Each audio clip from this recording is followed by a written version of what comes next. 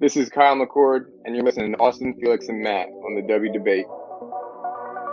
Welcome to the Devy Debate. All right, boys, are we ready to debate? Austin, you tweeted something, girl. You tweeted your running back rankings. Explain yourself. Boy, that escalated quickly. I mean, that really got out of hand, fellas. You jumped up and... That's Austin Nace. Who is going to be that guy? And for me, Bijan Robinson is still going to be that guy. Back to the ground with Robinson, who spins and then tries to bounce it. A stiff arm, another one as he rides it. Keeps his balance. They're going to say stepped out, but I'm Felix Sharp. I know you didn't think that we would get through this episode without mentioning the name one Zach F. Wilson. Screener draw. Oh, Wilson is going to uncork for the end zone, and he drops it in beautifully. And it is his roommate Dax Milne on the touchdown. That's Matt Bruning. G. Scott Jr. Obviously, I waxed poetic about him on the last episode, so I won't do that again here. And this time it's Fields on the carry. Watch out! Justin Fields. Hello, Columbus. 51 yards. Bruning, are you ready to go head-to-head with me? I am. Got to get my popcorn out here. Hold on. Got to continue. I got it. Kyle McCord is going to end up winning the job. He's going to be rated higher. Well, I'm not nearly as passionate about what I'm about to talk about. Our apologies to Kirk Herbstreit. We ran out of time. We'll get him rescheduled soon. And for Matt Bruning and Austin Nace, I'm Felix Sharp. Good night and good luck.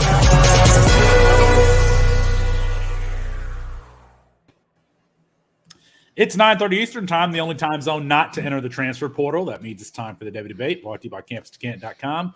That's Matt Bruning, that's Austin Nace, and I'm Felix Sharp. On a committed version of tonight's show, two highly touted members of the 2020 freshman class appear to be on the outs with their schools.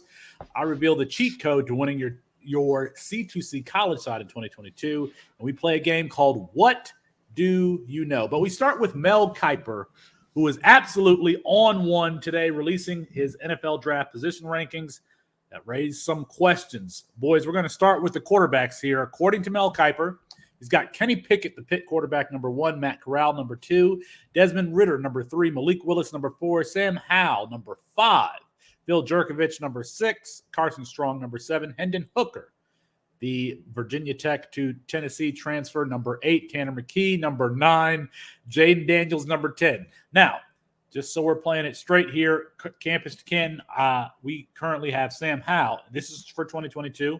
We have Sam Howell as the QB1, Matt Corral as the QB2, Malik Willis, the quarterback 3, Carson Strong, quarterback 4. Spencer Rattler is currently ranked the quarterback 5, but we're going to go ahead and skip him. Jaden Daniels 6, Desmond Ridder 7, Grayson McCall 8, Keaton Slovis, again, a guy who's probably not going to come out in 2022, so we'll skip him. JT Daniels 10, and I'll give you 2 more since we skipped Rattler and Slovis. Phil Jurkovich and Jake Haener. So that would really encompass our top 10. Austin,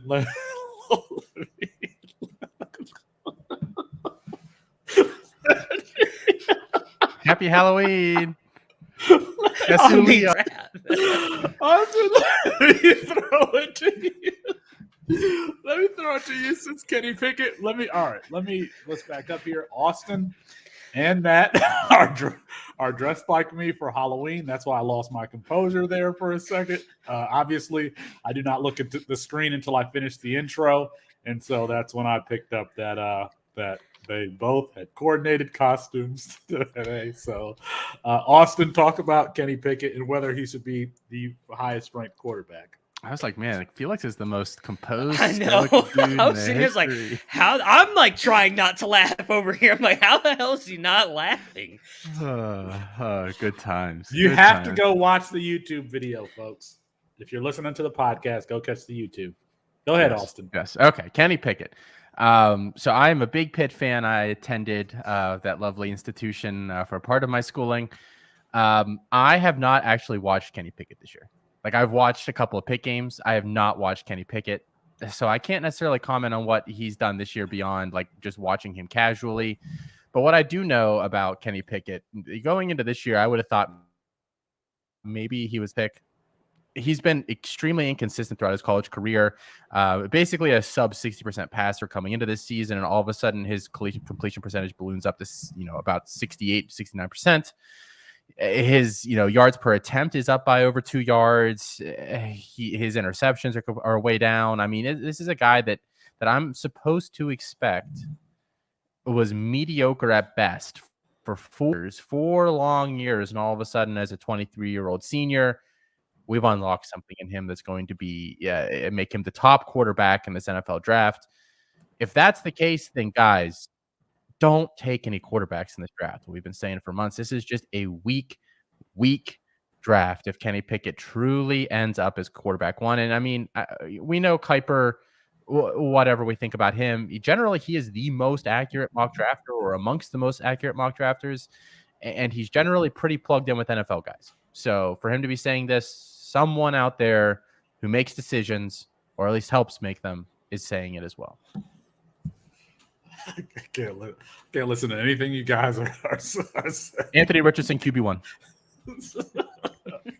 Matt Bruning, talk about the quarterback rankings that Mel Kiper released.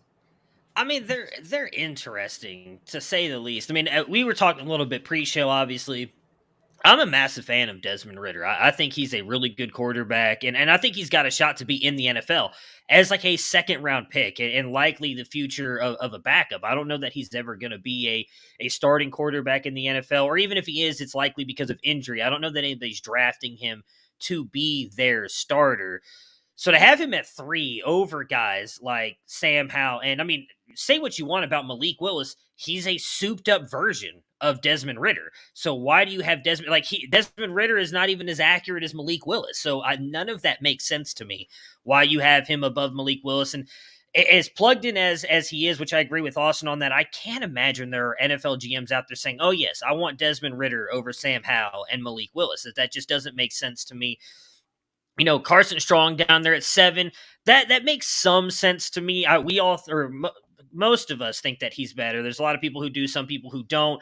But again, we've talked a lot, and Austin's brought it up, the way that the NFL is kind of transitioning more toward these mobile quarterbacks, not running quarterbacks, but mobile quarterbacks. And Carson Strong doesn't have any of that. He was 6 for -21 this week. So he's bad at QB. But outside of that, I think. Phil Jakovic, he's an interesting one because I actually do think he could be rated very highly by NFL GMs. He's got all the tools, but the injury last year, I wouldn't be surprised if he goes back to school. So it's just a very interesting group. It's not at all how I would rank them, but then again, I'm sitting here at home dressed like Felix M. Sharp idiot. Esquire and Dressed like an idiot. Not working for ESPN. So,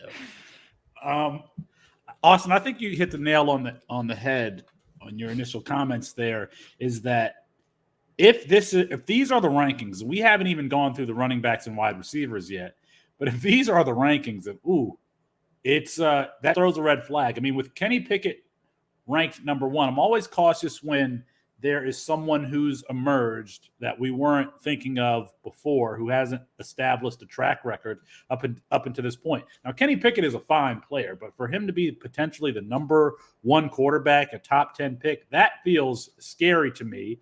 And we've been saying it since we started this podcast that 2022 was not the class that you wanted to have dynasty picks in. I can't even look at you guys. Like looking in and a I mirror, think that these rankings somewhat confirm that. They somewhat confirm that. All right, let's go in here to. I do want to talk about. Let's talk about Carson Strong, because they played Fresno State this week. He set a record for completion percentage, for completions, a personal record for completions in that game. Austin, we talked on Coast to Coast. You said that we didn't talk on Coast. We did talk on Coast to Coast. You said that you weren't impressed with his performance that day. But what I saw and what I've seen from Carson Strong is a player who is aggressive vertically when it's there. If it's not there, like it was against Fresno State, they were dropping 8. He takes what's underneath. He can throw the ball to any portion of the field. So you have this guy who is solid but not spectacular. But that's what Jared Goff is. That's what Jared Goff is. And I think my argument about Carson Strong up until this point has been about his value, where you could get him a year or 2 years ago and what he's going to be. You've seen a massive increase in value.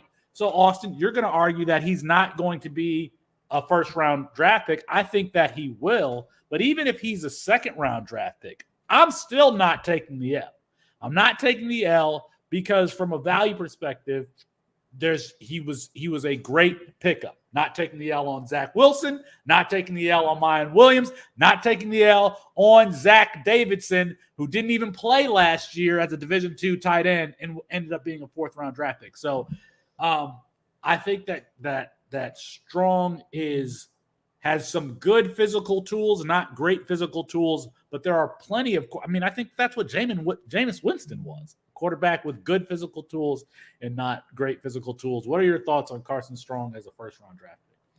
Yeah, I actually am with you that regardless, unless Carson Strong goes in like the 7th round, I think you get the W on him and Zach Wilson and Zach Davidson for that matter. Mayan Williams is still just like the I've never lost, Austin. I've never lost. Mayan Williams makes no sense to me. I don't get that argument, but that's for a different day. Look, I'll kind of spark notes what I said about Carson Strong on Coast to Coast this week. I thought he was outplayed by Jake Haener, which I figured no matter which quarterback I said played better, you won the conversation. But he just, when things are going poorly around him, like in the pocket, I just think he's very poor. Anytime you can get any sort of pressure near him, because he's so stiff that he can't like he doesn't really have different arm slots he can throw from, in my opinion. He can't really if there's anything off about him mechanically, I think he struggles as a quarterback and he's not mobile enough to get out of those situations. I would just be shocked if he goes in the first round. The NFL GM that takes him will not have a job within 2 years. I think it's going to be that big of a mistake because there's not in the NFL, even Tom Brady, who is like notoriously unathletic and is kind of the poster child for the pocket passer. He's okay when stuff's going on around him. He can maneuver in the pocket. He works well a little bit under pressure. I just don't see Strong being able to do that. I think he's really going to struggle in the NFL. And I don't think an NFL team is going to love him either. And the 7 here tells me that maybe that's what Kipers hearing too. I mean, I don't really know. That could be right. I mean, regarding moving in the pocket, 8:50 left in the third quarter. They ran double post to the field. He fades to his left. He's on the move and floats an easy pass to the outside post for a touchdown. That was about a 30-yard throw or something like that. And he had another throw where he had to step up in the pocket in that game and make a throw over the middle. We'll see. I'll admit this. If you have Carson Strong and the hype that we've been driving of him, and I would sell him if I could get a decent return, an NFL return. Why not? Don't just hold that value. Go ahead and get some equity back. How far off your eval of Zach Wilson is he? What do you mean? He's way off. Okay. He's way off. Okay. Way off. I just wanted to. Yeah. Because you've called them both first-round quarterbacks. I didn't know. Yeah. How far apart? Kipers wide receivers. Number 1, Drake London. I don't think that any of us have a problem with Drake London being number 1. Number 2, Jameson Williams, the Alabama wide receiver. That's even too high for me. Number 3, Jahan Dotson. Number 4, Garrett Wilson. 5, Chris Olave. 6, Treylon Burks. David Bell, number 7. George Pickens, number 8. Jalen Tolbert, number 9. John Mechie, number 10. And Justin Ross, the top 11 there. Now, our Matt, I'm going to throw this one to you to respond. Our top wide receivers at Campus to Canton: Treylon Burks, number 1. Garrett Wilson, number 2. David Bell, number 3. George Pickens, number 4. Chris Olave, number 5. Drake London, number 6. Wan'Dale Robinson, number 7. Zay Flowers, number 8. John Mechie, number 9. So we're very close there. And then Khalil Shakir, number 10. Matt Bernie, do you like Jameson Williams as the second best wide receiver in this class? No. We talked about him recently when you got to pat yourself on the back for getting this right. He's going to test great, and he's having an amazing season. I can distinctly remember going back to the summer and a lot of people talking crap about his dad, actually, because he was blowing a lot of people up on Twitter and other social media saying that Ohio State was going to regret Jameson Williams leaving, and he was going to blow up at Alabama. I don't know that Ohio State regrets him leaving. I've always said I think it's just because the other three guys there are more talented than him, and I would still say that I think JSN is more talented. But he has definitely looked 10 times better in that Alabama offense than he's ever looked at Ohio State. But I'm not taking him as the second best wide receiver off the board. I mean, you can call me a homer all you want. That's fine. I'm taking Garrett Wilson over him. I'm taking Chris Olave over him. Definitely taking Treylon Burks over him. And I'm taking David Bell over him. I know that a lot of the other guys at the site are not as big of fans of David Bell as I am. But how good of a route runner and everything is, how technically sound David Bell is, I'm taking him. Now, Jameson Williams, he's likely, I think, going to probably get round 3, round 4 draft capital because of speed, and he's shown on tape that he's a really good player at Alabama. If he's the number 2 wide receiver in the according to Mel Kiper, he could go in the first round. I would be stunned if he went. And if he runs a sub 4.4, if he runs a 4.35 or something like that, he could very well go at the end of the first round. Out of all the guys that he has here, he's the one that I'm most like. Drake London, with everything he's been doing. I know it's so damn sexy, right? You're imagining yourself with a beard now too. I can just see it in your face.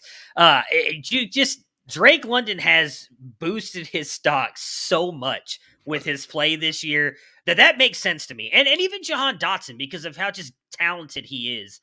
Jameson Williams, he's a good wide receiver, but the base of his game is speed, and I understand the NFL is really valuing those guys.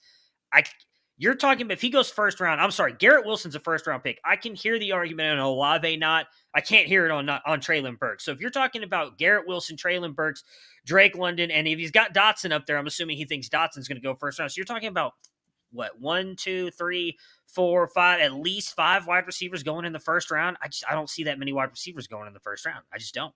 And I think out of all those guys, Jameson Williams is the one I would bet doesn't. Doesn't mean it's any worse if he goes in the second round, which I think is possible with how good he's played, but I would not have him as the second. Like, I would listen to the argument if you're talking about our rankings, moving him above Shakir or Mechie. I'll listen to the argument, but not at 2. No, I'm not moving him up over all those guys.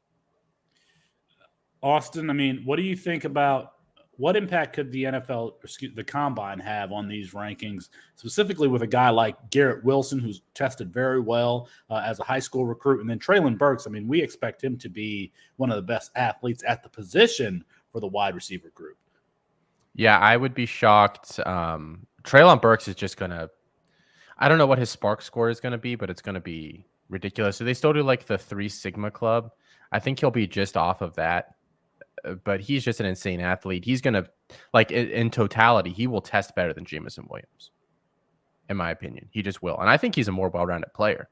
I'm shocked that you basically have the can do a little bit of everything version of Jameson Williams 4 spots lower than him in these rankings in Treylon Burks. I don't necessarily have an issue with some of the other stuff he has on here. I mean, just Jahan Dotson is whatever. I would never put him over Garrett Wilson, but I think there are some things that Jahan Dotson just flat out does better than Garrett Wilson. I think he's significantly better, like stacking corners and winning downfield. A lot of the times when Garrett Wilson wins downfield, I don't want to call it a blown coverage, but it's literally him just like running through a zone straight, and he's athletic enough that he's open.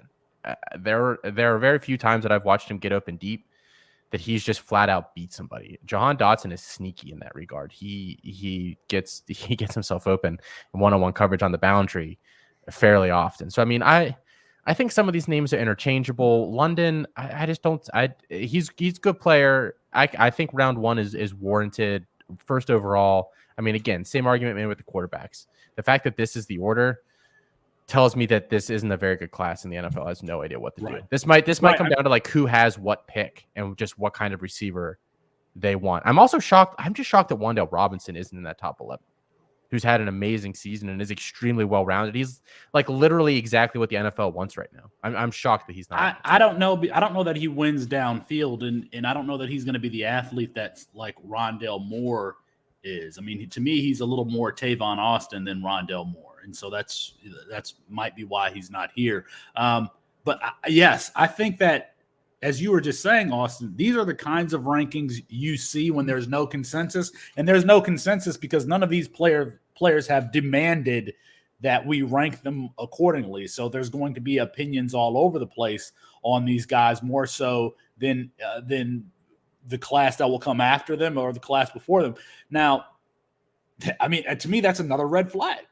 To me, that's another red flag with this class. I just don't.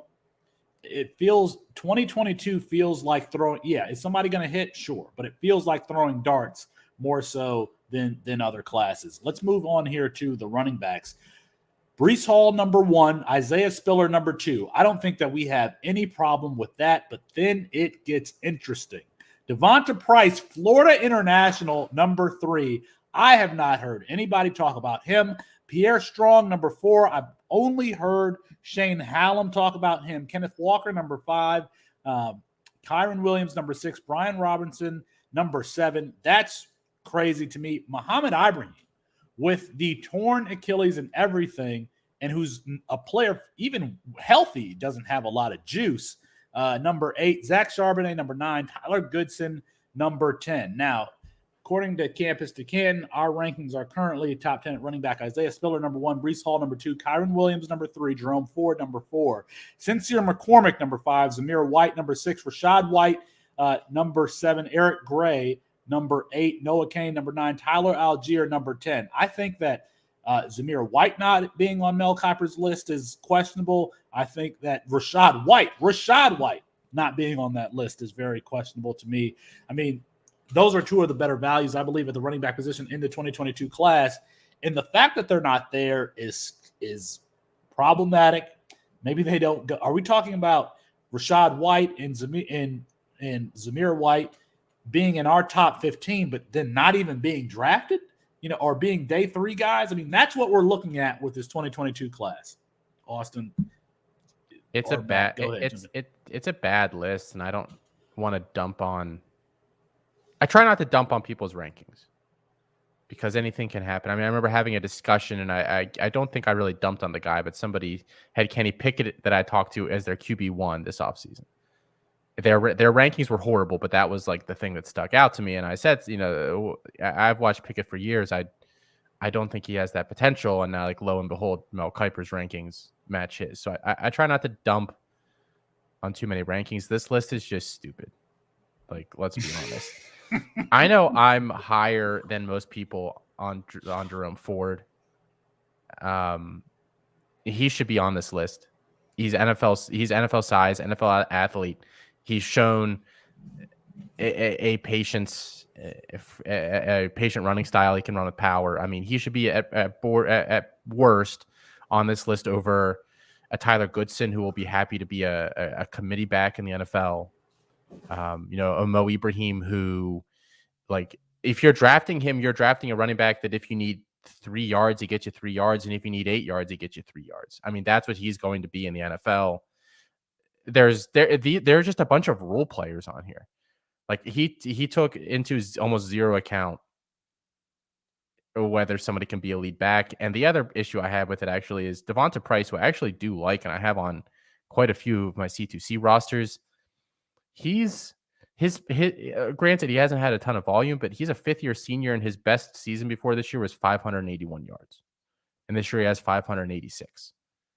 I mean, what are we doing here? What are we doing? Matt, let's say you have in a super flex league, let's say the draft goes according to our rankings, and you get Matt Corral and Sam Howell as the first 2 quarterbacks taken. Yeah. Would you take Michael Gallup for the 103 in the 2022 class? Yeah. Why wouldn't I? I mean, I think he's a phenomenal wide receiver. I'm kind of confused on why we're talking about Michael Gallup now, unless you're comparing. He's him trying to. I'm trying prospect to value. just evaluate the value, what value exists in this class Oh, in 2022. Like, would you take Michael Gallup over the field at wide receiver, the 2022 field? Would you no, take him my over? bad. Okay, No, that's I fine. would not. It would depend on landing spot. Probably Traylon Burks I would take over him easily. I would consider Drake London, though I am higher on him than I think you guys are. Same with Garrett Wilson. And I'd probably still take him over the running backs, but Spiller would be close for me. Because Spiller's. I talked about I wanted to see if he could do it again this year. He's absolutely done it again this year. There's no doubting what Spiller's done. He's the easy RB1 in this class in a tier by himself. And I think Gallup gives you a tad bit more upside than what Hall would give you. So Spiller would be close. I would definitely take Burks and probably London and Wilson. Because I think their upside might be more. I think I know what Gallup is. So, Austin, let me throw this question to you. I'm going to just go to the wide receivers here. Michael Gallup or Drake London, who's taken in the back end of the first round?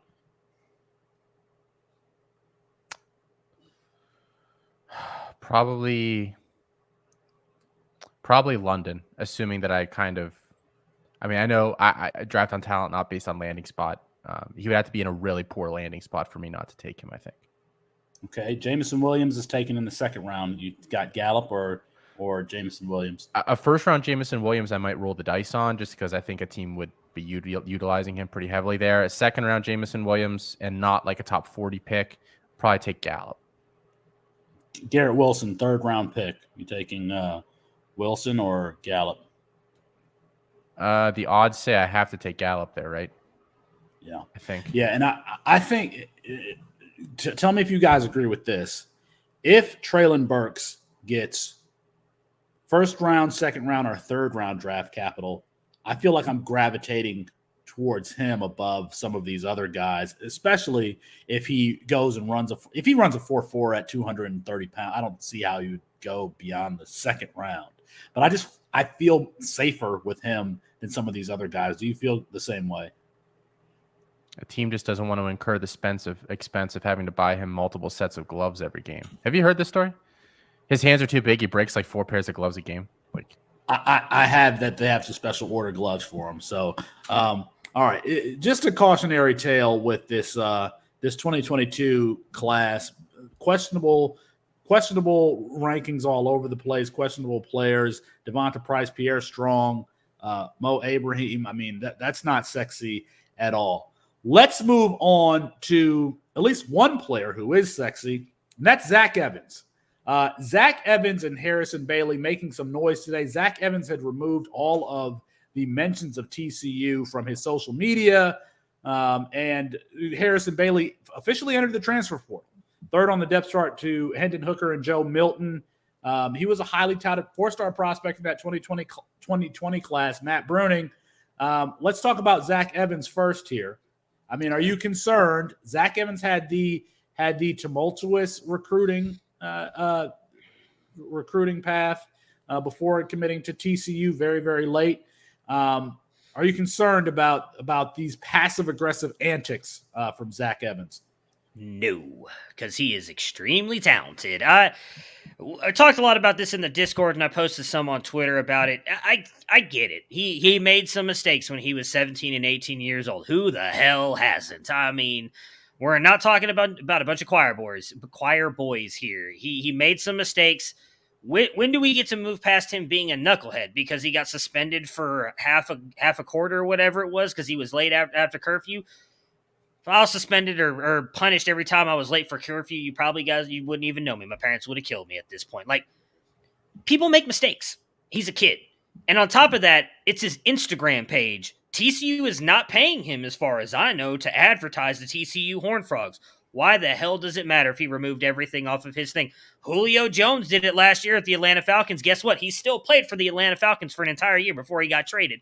Who cares, people? You're making this way too big a deal, and you're jumping in on a kid because he's labeled as an issue or a problem player because he's had a couple off-the-field issues. If this was, I know Austin said a bunch of people went in on Ajayi Hall for his tweet. I didn't see that, so I'm going to take him at his word. But what if a CJ Stroud next year is playing for the Buckeyes and Quinn Ewers buttes him out, and then he deletes everything off of his Instagram of the Ohio State Buckeyes? Is everybody going to jump in and be like, oh my God, look at CJ Stroud. He deleted his shit off Instagram. No.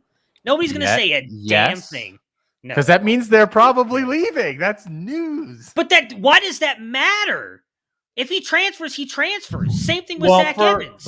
With Zach Evans, I mean, it's part of the picture. And yes, he was kicked off the team or something like that as a senior for a cell phone incident. So, I mean, it's not this instance in a vacuum. We have to consider the entire picture with Zach Evans. And so in C2C leagues and Devy leagues, it's all about risk. And Zach Evans presents some risks that Bijan Robinson doesn't, that Jahmyr Gibbs doesn't. So, yes, it should be considered, Austin. I mean, am I off here?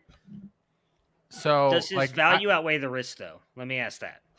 Probably. The supposed risk. I mean, we said the same thing about Eric Gilbert up until a certain point this offseason too, though, didn't we? But that's different because we knew his stuff was academic and he transferred like 6 times in a month period. That's a little bit different. Like I think the first 4 or 5 months of it are rather innocuous. You know, he opts out. Rumor is he's homesick. He wants to go back home. He says he wants to go to Florida, and then we hear no news for a long time. Like at that point, you're like, he just wanted to go back home. And I think you're saying the same thing about Zach Evans. You know, he's just a little off. But just 24/7 has called his recruitments one of the craziest of all time. He got suspended in the state high school championship game because he's a fucking idiot. And then during his recruitment, like he dropped the top 5. Half the schools in the top 5 weren't even recruiting him. Like he just dropped the top 5 with a bunch of schools that didn't want him. He famously said like he was never going to go to a Texas school, and then visited all the Texas schools and ended up at a Texas school. He got suspended earlier this year. He signed with there were just so many issues with him. I think, you know, we talk about on the Campus to Canton pod, like, is somebody immature or is he a knucklehead? He really straddles that line at times, and that's a dangerous game to play. Because if you want Zach Evans, and I'm actually buying after this like scenario, so I'm not saying I'm not selling Zach Evans, but you're paying an awfully big price for a guy that might not do anything in the NFL because he's kind of an asshole, and that's kind of a scary proposition. If he was just some, you know, 4th round pick or whatever, then fine, you can invest in him. It's a heavy price to pay. I'm still buying him.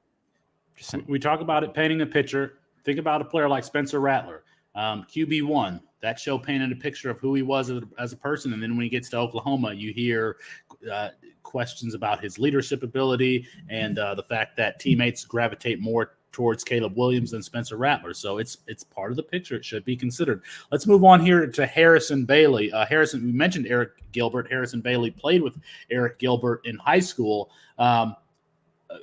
Of the teams that he received offers from that he could realistically go to, guys, let me know what you guys think. Appalachian State, Auburn, after losing Bo Nix, or he could potentially back up Bo Nix for a season. Florida State, Georgia Tech, Mississippi State, and then Ole Miss potentially compete with Luke Altmaier for the starting quarterback job after Matt Corral leaves. Do any of those destinations sound particularly attractive for C2C when you always need a value at quarterback?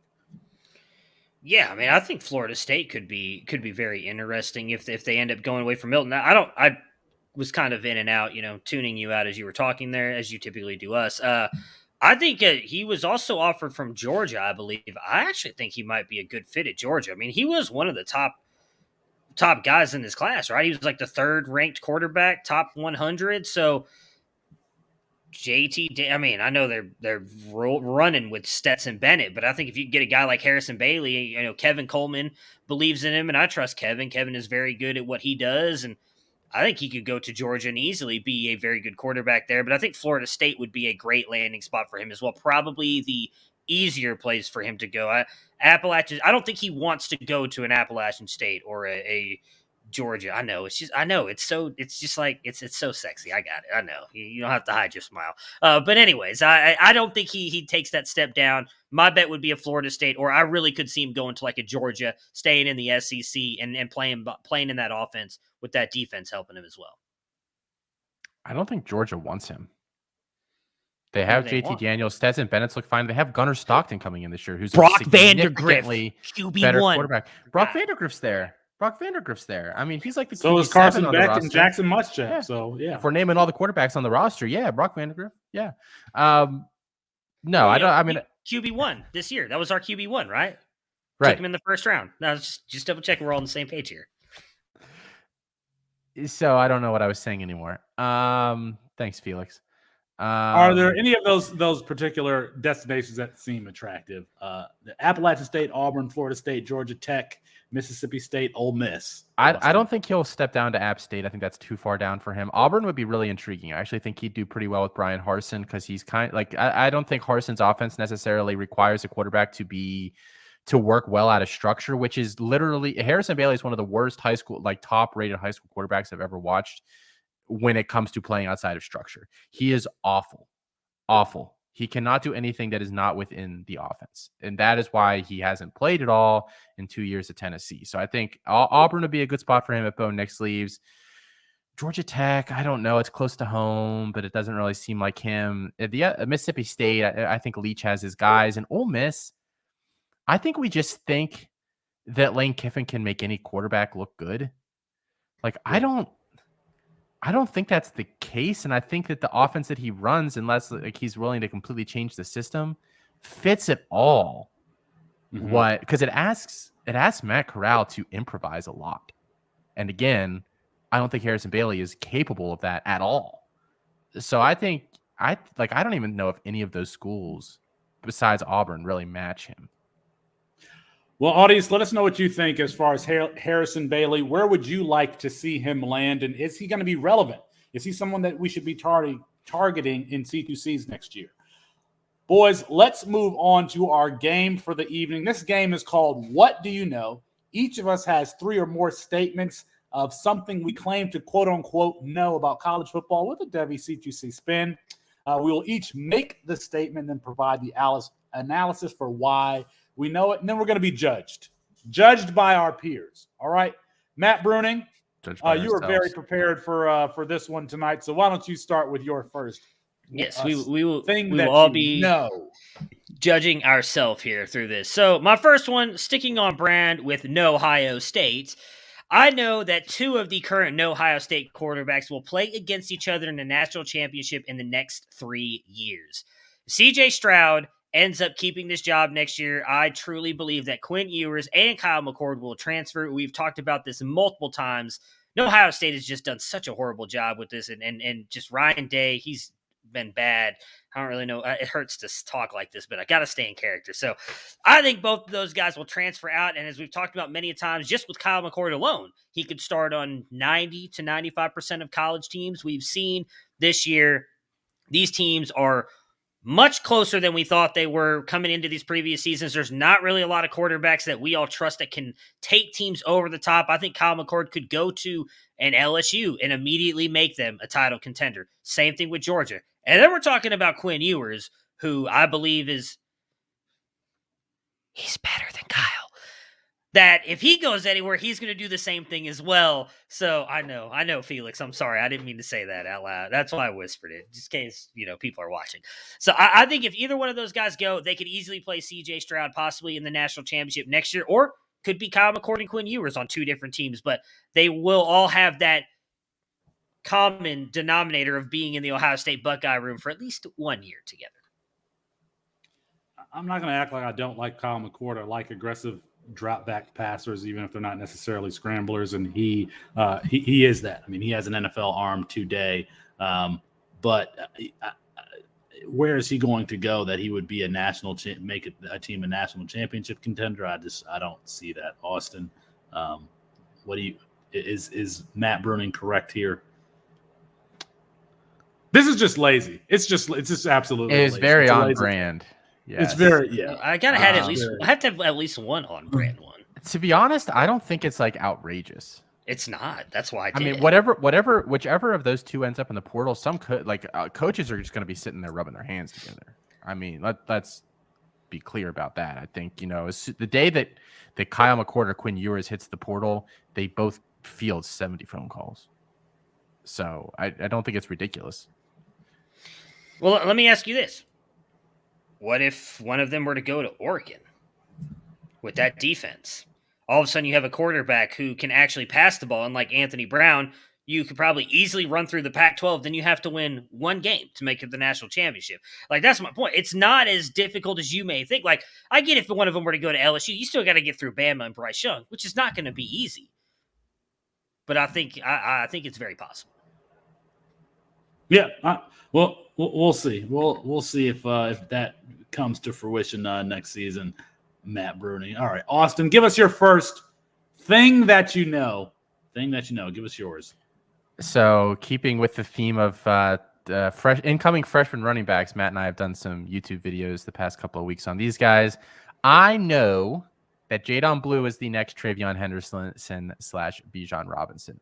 Jadon Blue is my top running back in the class. He opted out this year, so he will not be helping his stock anymore. One of the best high school running backs I've ever seen. And the thing that we talk about, especially with Bijan, but also with Travion, is they play under control so well. The footwork, just their ability to have that feel for running the ball. They both have it in spades. Jadon Blue has the same skills. He will be the top running back in this class. If Bijan opts out, I expect Jadon Blue to have that Texas job by about week 5 or 6. Pretty much locked up. So he is the next of that ilk. And I bet he'll probably return kicks or something to start the year like Bijan did. Did Travion return a couple too? Yes. Travion returned a couple. Jameer Gibbs' first touch was almost a kick return for a touchdown. I can't really evaluate your first statement just because I haven't watched Jadon Blue. The only thing I know about him is that he was good enough to sit out his senior year of Texas high school football. And speaking of sitting out, that's going to be one of mine later on. All right. Let me move on to my first thing that I know. And I know that Anthony Richardson will be a Heisman finalist in 2022 after taking over as the starter. This guy has 28 carries for 348 yards on the season. That extrapolates to 835.2 yards over a 12-game season. He's only played 21% of the offensive snaps this year. So you're talking about a near 1,000-yard rusher with 21% of the snaps. He's the second leading rusher, even only having played 5 games, second to Emory Jones. He hasn't played two games because of a hamstring injury. I think that every time we see this guy play, we see him improve. Dan Mullen's offenses have put up numbers. And think about when Kyle Trask was there, all the offense. He had Kadarius Toney. He had Kyle Pitts there outside. I can't remember the other wide receiver, the senior wide receiver who was out there. They had tons of weapons there.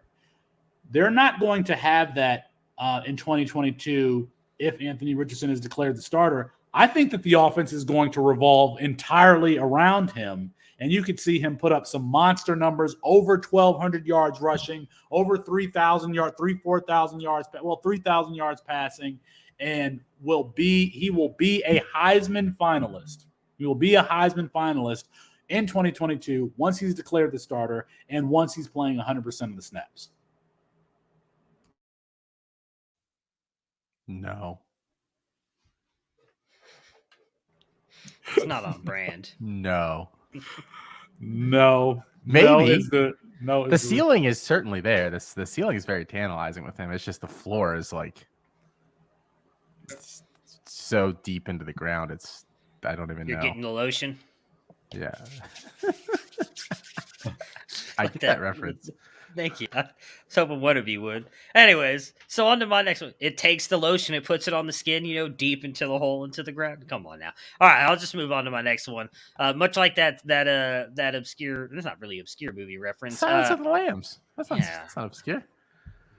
Felix, I didn't get it. I didn't get it. I've never seen Silence of the Lambs. So well, it makes sense why you did. There's your homework for next week, son.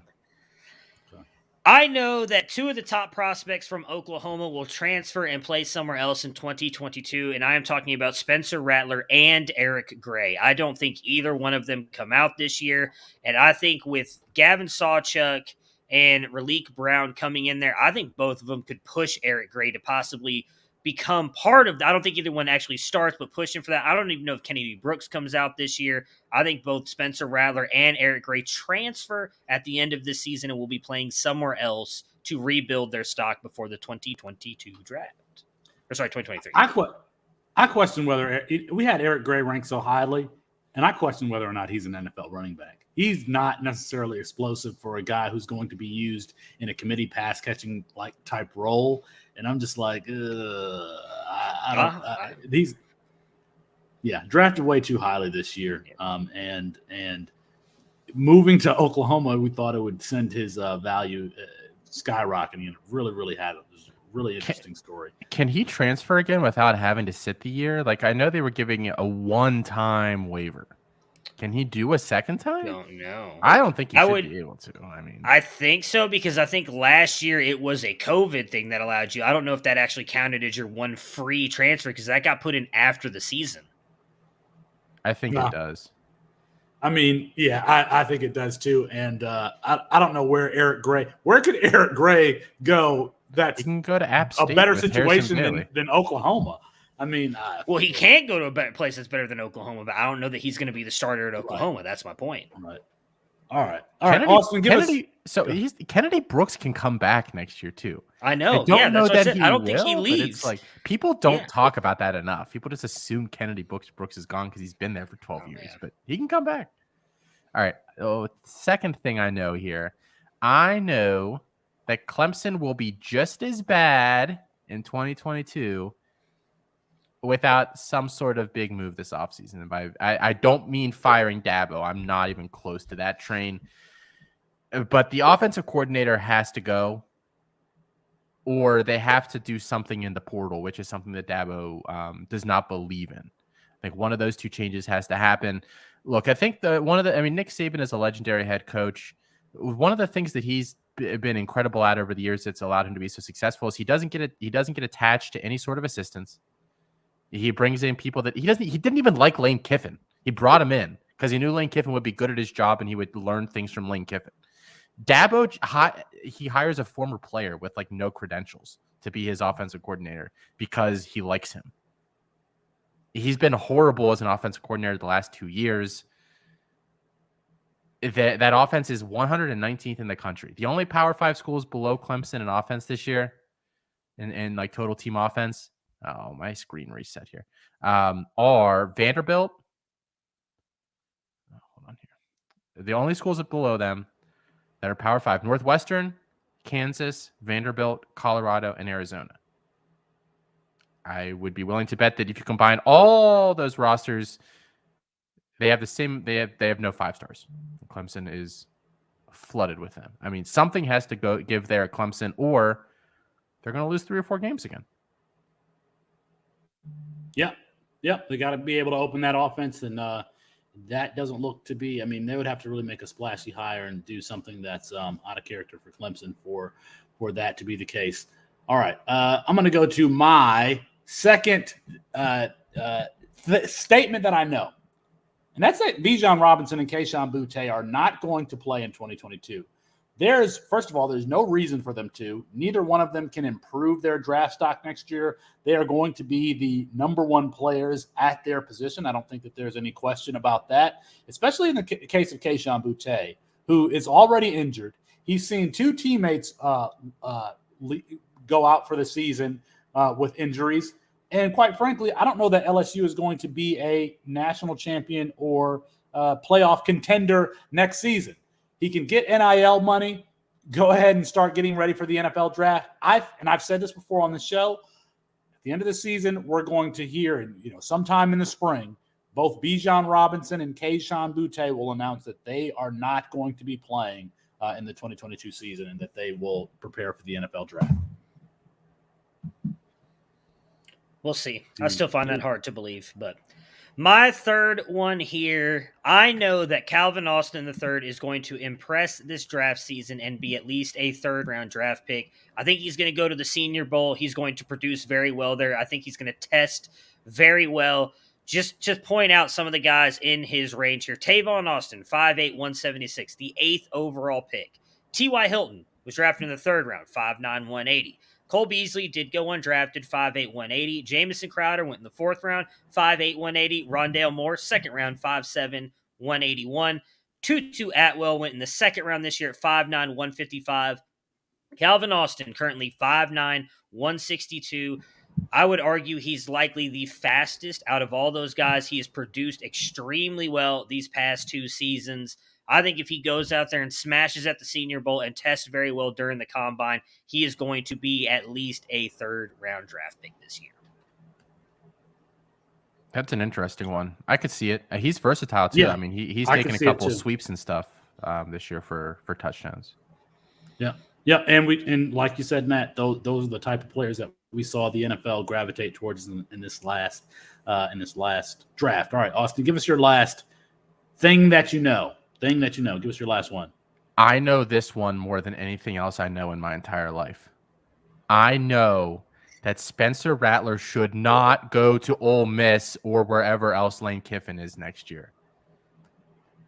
Spencer Rattler is a strong personality. I think by this point we've all picked up on that. Lane Kiffin is a strong personality. Guess what generally does not work well together, especially when they're not kind of those kindred. They're going to butt heads wherever he goes. They are not going to get along. Lane Kiffin is going to want him. He allows Matt Corral to be himself, but he still has to kind of submit himself to what Lane Kiffin wants. Spencer Rattler is not going to do that. He wouldn't do it for Lincoln Riley. You think he's going to go do it for Lane Kiffin? No, he's never going to do that. He wants to go someplace. He needs to go someplace where the coach is kind of going to just let him do his own thing, which is also not good for his development.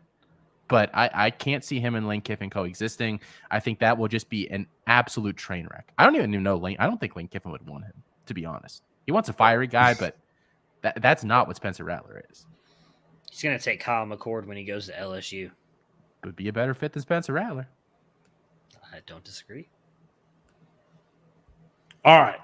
My last thing that I know is that Josh Simon, the Western Kentucky tight end who also lines up in the slot, he's going to be the cheat code that we all thought Jaleel Billingsley would be in 2021. Josh Simon will be that in 2022. He only played 1 game, but he averaged 24 yards a catch, had 3 for 73 and 2. I just remember I have him rostered in a lot of places.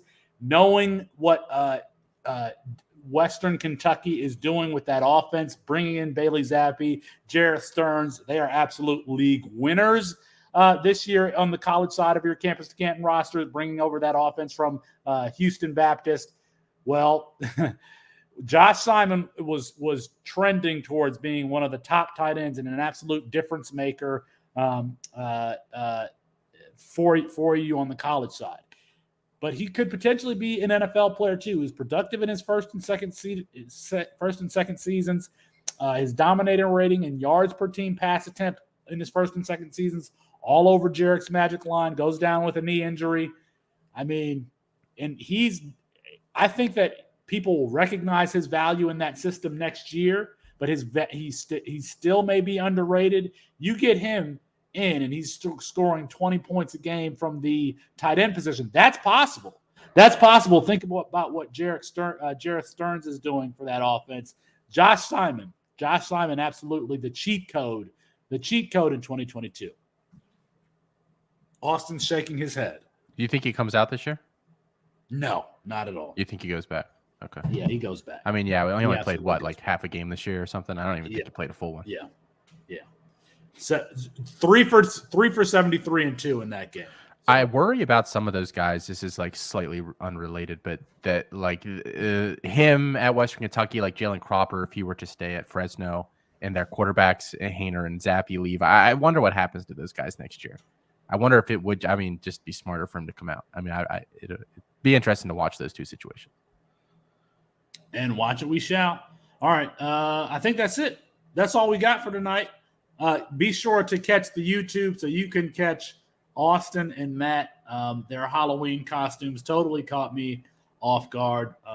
So go ahead and check out the YouTube page at Campus to Canton. You need to check out the YouTube page anyway because we go live 10 a.m. Eastern every Saturday for the tailgate, and we go live late to wrap up your college football Saturday with Coast to Coast. So go ahead and subscribe to the YouTube page, but that's going to be our show for tonight.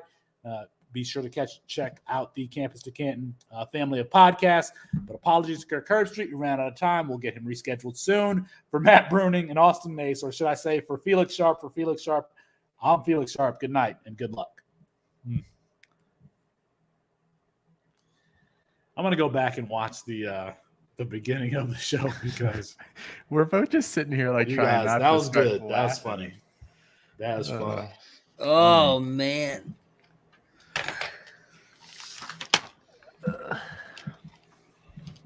Oh, shit. Well, that was I don't painful. hear anything. Oh, can you not hear me anymore? Okay. Yeah, that was painful. That was a good one. My eyes are not whose idea was that? So I can't Austin, hear you. What the heck happened? Can you hear me, Austin? Yeah, I can hear you. Oh, okay. Is that me? Can you hear us, Felix? What the heck? Felix? Like it. Huh. Wonder if his headphones died. I'm or gonna go in something. and I'm gonna come back in.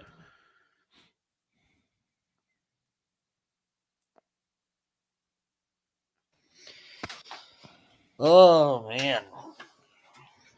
Are your glasses like polarized? What's that mean? Like when you look at other shiny lights, it's rainbows. Like my eyes are no. like so fucked up right now. My I'm trying sunglasses? to like readjust. These sunglasses actually weren't terrible. Like I got those ones that you had mentioned in the like when you messaged me or whatever. Did you click on that link? That Amazon Yeah, link? I got the same one. So I wonder what mine are. Huh. Like I guess it's when I'm looking at a computer screen or phone screen. Like if I'm looking around, it's nothing. But at a phone screen, it goes to like a rainbow color. No, I didn't have any issues. Yeah, this was a little one I had underneath, almost like a pantyhose to keep my hair down as much as possible. You're like Will Ferrell or whatever in It hurt. My head is what is that killing movie? me. Old School where he pulls it over his face. If you tell anybody about this, we'll fucking kill you. Just kidding. We'll have him back by dinner. Hang on 1 second. Let me get my son something to drink. Well, and then there was one. Welcome to Austin's hour. I don't know. That's why I don't solo pod.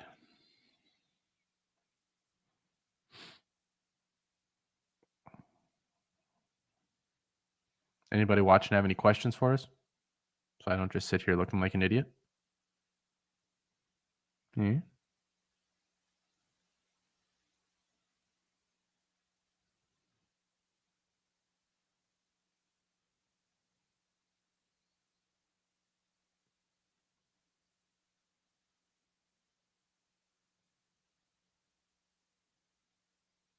Oh, all right. So.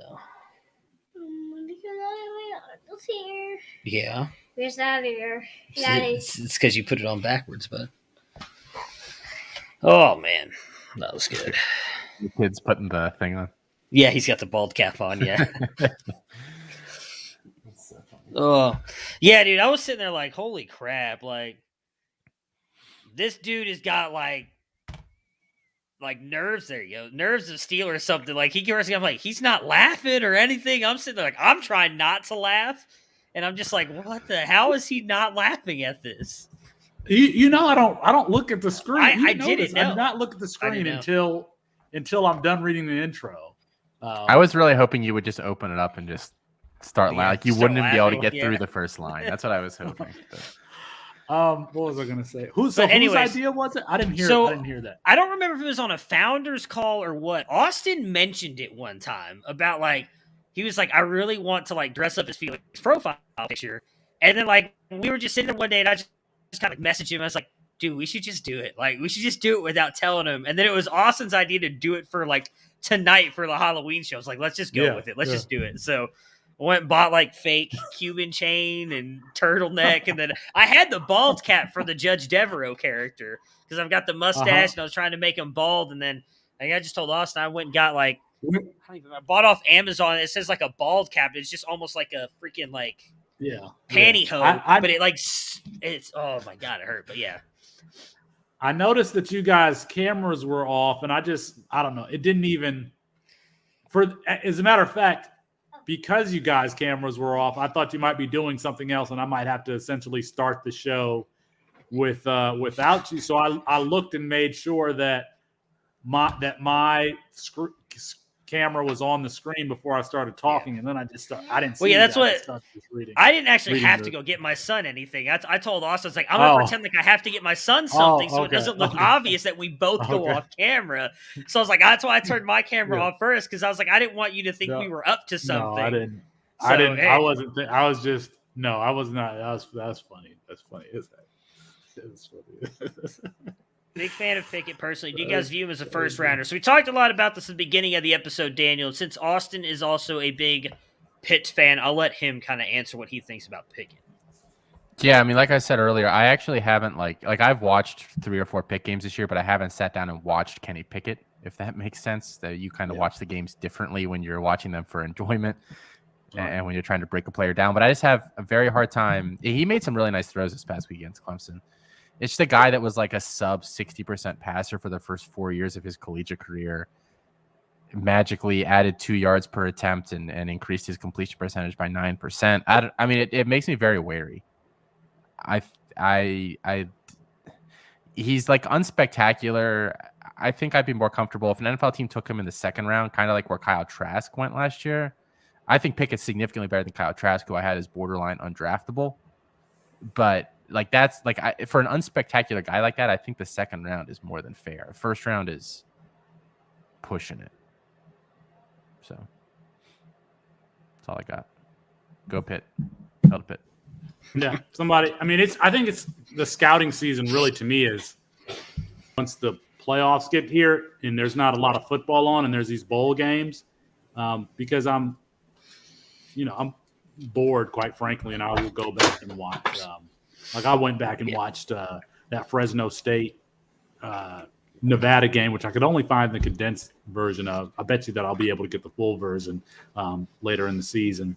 And that's just, I mean, instead of watching basketball, which I'm just not, or some other sport, I'll just watch replays of those games and put them on my big screen TV. And so, what did you? I mean, I know you kind of briefly talked about it, Felix. What did you think of Strong's performance? Like, it was fine. I thought he played well.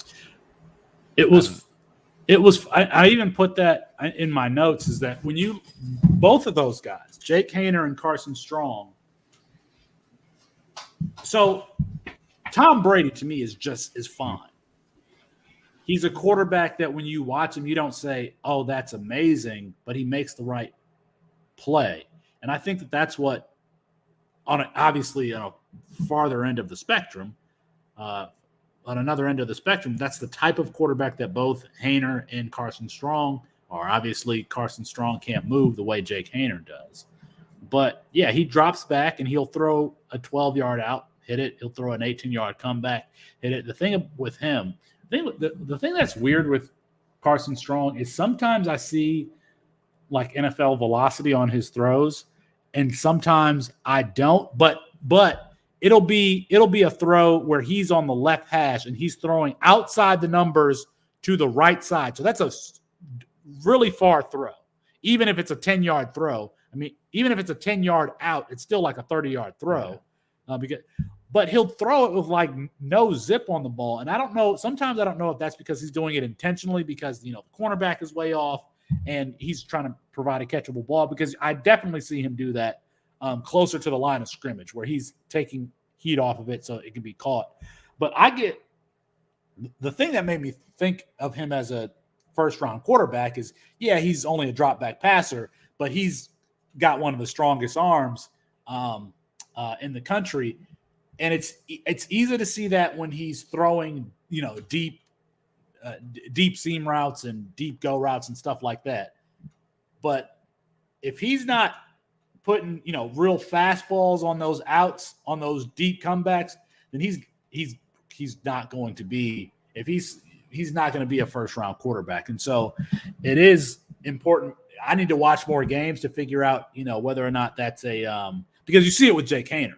Like when Jake Haener will throw a deep route that's like a deep crosser or something like that, maybe between 18 and 25 yards.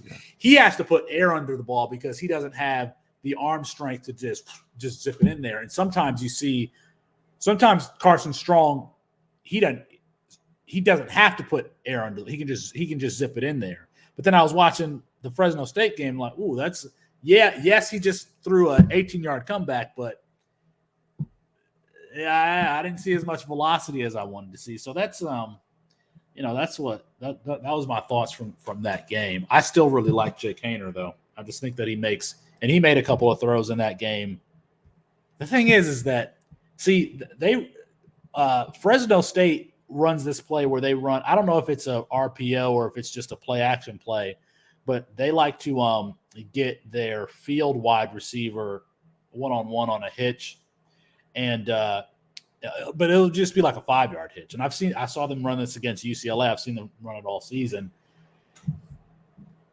And yes, Jake Haener is throwing to the opposite hash, but he's throwing it relatively short pass to the opposite hash, and he has to put everything that he has into that throw. Yeah. I mean, everything that he had into that throw over. Yeah, he makes it, but I'm just like, that's not that would be easier for a guy who is going to be, a future NFL fantasy relevant player. So I don't know. That's but he just made, man, I wish if his arm were just a little bit stronger. If his arm were just a little bit stronger, I would just be like, yeah, that dude's going to be a beast, but I still like him. Matt's hair right now is just it's so good. It's so staticky too. This freaking turtleneck is all staticky, and the freaking whatever that is, pantyhose or whatever fuck this shit is, little bald cap. It's all staticky. It's just so tight, dude. Oh my god! I'm gonna go watch the beginning of the show because I want to see what you guys looked like when you came on the screen. Oh man, Matt's gonna rob a bank. I sent it to my friend. Did you? And he said, what did he say? He said, "LOL, you deserve that." Yeah, man, it's just so tight. Did it do a good job of blocking out the hair though? Like that was the whole. Oh, 100%. Yeah, it did. Okay. You sent that picture earlier, and I was just cracking up. Kelsey thought it was hilarious too. That's the thing. So earlier, I just had the bald cap. I didn't even have this part on. I was like, oh wait, I forgot about that other thing to kind of really keep my hair down. So because I had to go. I don't know what my son did with it. I think he took it. I cut out ear holes so I could put my ears through so that I could put the headset on. So it's a whole thing. I had little trace marks on there as I was cutting it up over my head real quick. The thing that makes a Halloween costume great is not having to figure out, what the costume actually is.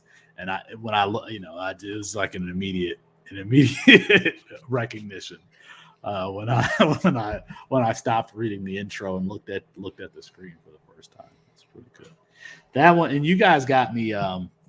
You never told me, how did you guys, when we did the Petty Felix segment, how did you guys come up with the second part of that? Did I text you or did you? I text you, didn't I? Yeah, you texted me. He was like, "We got to get Felix," and I was like, "Let me pull up a couple of things," and I literally sent him a list of 50 things. We didn't even talk about so much shit on that list, all sorts of stuff. If it was even remotely technically wrong, I slapped it in this list. Yeah. So we've got more ammo if we ever want to run that segment again. All right.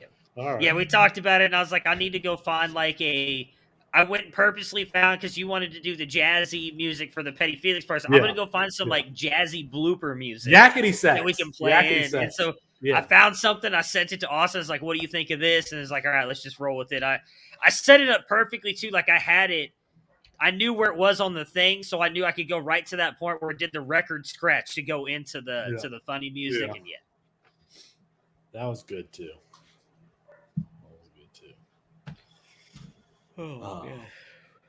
Well, good show. Have a good weekend, guys. I'm gonna be Yeah. on a career panel tomorrow. So that'll be fun. That's where I am this weekend. Is it your law school or your undergrad? Undergrad. Okay. I'm going back, and then a couple of the professors and I are going out for beers on Friday, and then it's homecoming weekend. So like there's a home soccer game we're going to, and Okay. I've never been back to. I've never done homecoming. I never have done homecoming at Juniata, but I just like it's a tiny little school. Like I love the campus. Like you just go back and you smell the fall air, and it kind of takes you back to your prime. Do they have any sports at that school, like basketball or you said soccer? But they have a basketball we have team? all the sports. I mean, we have a football team. Like I said They a couple do? of episodes ago, like that's where Jerry Sandusky got his coaching start in like the 50s. Was at Juniata. We have like a nationally ranked volleyball program. Our girls and guys have both beaten Penn State at points in the past 10 years, and they're like the top of the top. We have a really good volleyball team. But Okay. So yeah. Yep. All right, boys. Well, enjoy it. I will. We'll talk to y'all later. Try to tune in a little bit for the shows. Yeah. Hey, I'm promises. off the rest of the week, so I'm gonna upload those tonight, just so you know. So just whenever if you do it in the morning, whatever, I'll upload Devy Debate and send it to the drive tonight. Here in just a minute. Once I Oh, perfect. If it'll be on there tonight, then I'll do it first thing in the morning. So okay, all right. I just wanted to give you a heads up. All right, cool. Oh,